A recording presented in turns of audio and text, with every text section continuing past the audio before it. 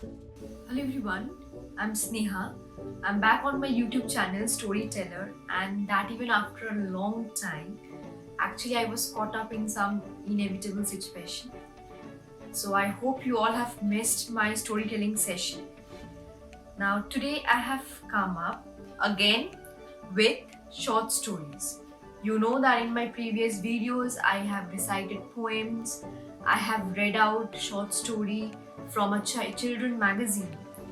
Now, this time it's from a brand new book of a collection of short stories by a renowned short story writer.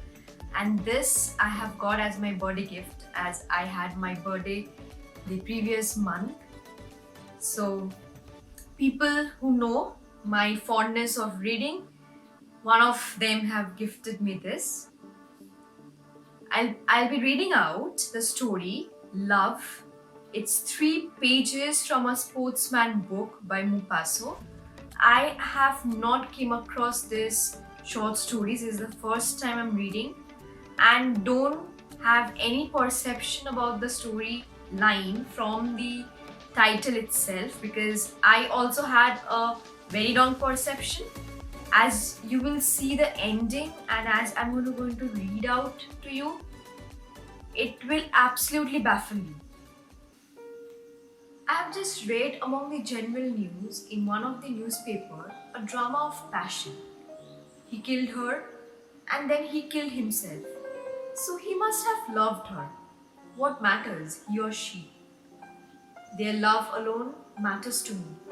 And it does not interest me because it moves me or astonishes me, or because it softens me or makes me think, but because it recalls to my mind a remembrance of my youth, a strange recollection of a hunting adventure where love appeared to me as the cross appeared to the early Christians in the midst of the heaven. I was born with all the instincts and the sense of primitive man, tempered by the arguments and restraints of a civilized being.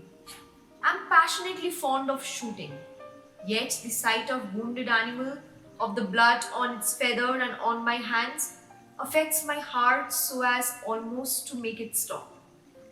That year, the cold weather set in suddenly towards the end of autumn, and I was invited by one of my cousins, Carl de Roville, to go with him and shoot ducks on the marshes at daybreak.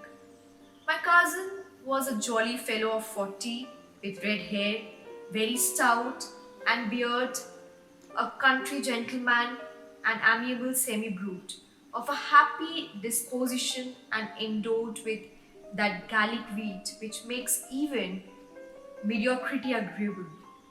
He lived in a house, half farmhouse, half shop, situated in a broad valley through which a river ran. The bills right and left were covered with woods, old manorial woods where magnificent trees still remained, and where the rarest feathered game is that part of the France was to be found. Eagles were shot there occasionally, and birds of passage, such as rarely venture into our overpopulated part of the country, invariably lighted amid these giant oaks, as they knew or recognized some little corner of a primeval forest which had remained there to serve them as a shelter during the short nocturnal halt. In the valley, there were large meadows watered by trenches and separated by hedges. Then further on, the river, which up to that point had kept between banks, expanded into a vast marsh. That marsh was the best shooting ground I ever saw. It was my cousin's chief care, and he kept it as a preserve. Though the rushes that covered it and made it rustling and rough, narrow passages had been cut, through which the flat-bottomed boats, impaled and steered by poles, passed along silently over dead water, brushing up against the reeds and making the swift fish that take refuge in the weeds, and the wild fowl with their pointed black heads dive suddenly. I am passionately fond of the water of the sea, though it is too vast, too full of movement, impossible to hold, of the rivers which are so beautiful, but which pass on and flee away. an everfall of the marshes where the whole unknown existence of aquatic animal palpitates. The marsh is an entire world in itself on the world of earth, a different world which has its own life, its shuttled inhabitants, and its passing travelers, its voices, its noises, and above all, its mystery. Nothing is more impressive, nothing more disquieting, more terrifying occasionally than a faint. Why should a vague terror hang over this low plain covered with water?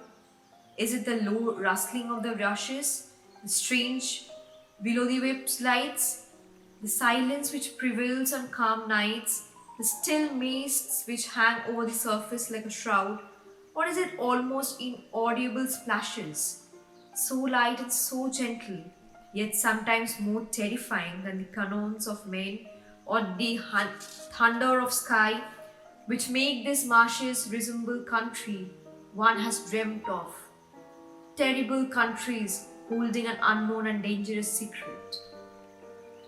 No, someone else belongs to it. Another mystery, perhaps the mystery of creation itself. For what was it not its stagnant and muddy water, amid the heavy humidity of moist land, under the heat of the sun, that the first germ of life pulsated and expanded to the day? I arrived at my cousin's in the evening. It was freezing hard enough to split the stones.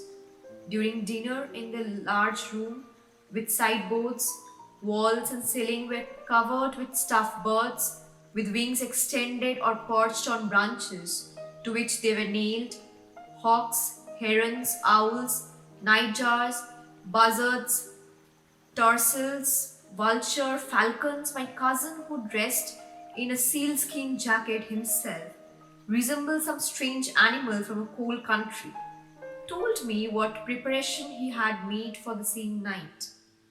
We were to start at 3:30 in the morning so as to arrive at the place which he had chosen for a bird watching place at about 4:30. On that spot, a hut had been built of lumps of ice so as to shelter us somewhat from the trying wind which precedes daybreak, a wind so cold as to tear the flesh like a saw, cut it like the blade of a knife, prick it like a poisoned sting, twist it like a pair of pincers, and burn it like fire. So in my next video, I'm going to continue from the part I'm leaving today. So I hope again, as I'm back with the story, you're liking to listening to my short stories. Do like, share, and subscribe to my channel. Thank you.